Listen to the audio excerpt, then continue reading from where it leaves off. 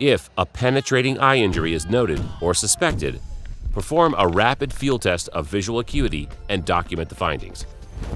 Vision measurement has to be simplified for battlefield use. Don't worry about charts.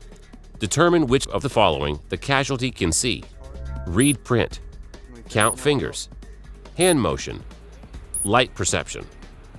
Remember, if vision is going down and the eye area is swelling rapidly, there may be a hemorrhage behind the eye, and the casualty should be evacuated as soon as possible. This can happen with fragments that miss the eye but injure the orbit. He or she may permanently lose vision due to increased pressure in the eye if they don't get to a hospital as soon as possible. This is a laceration to the cornea of the eye, the clear part in front. Eye contents can leak out if you have an injury like this, and bacteria can get into the eye and cause infection. A small penetrating eye injury may look like this dark spot, where the clear part of the eye and the white part of the eye come together. The dark spot is a bit of iris, one of the pigmented parts from inside the eye that is trapped in the penetrating wound.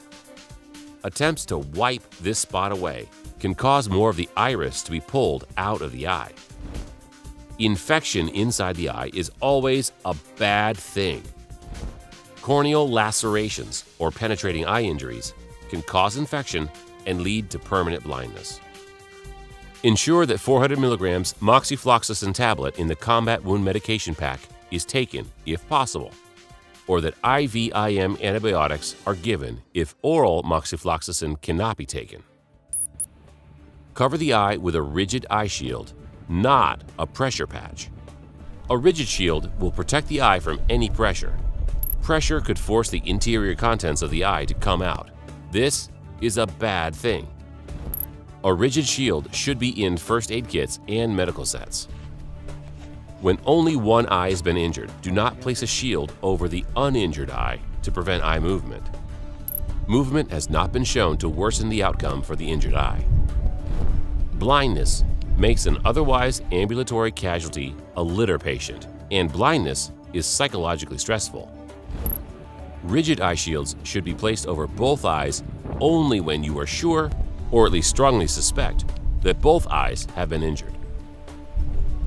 Tactical eyewear can be used to protect the eye if no eye shield is available.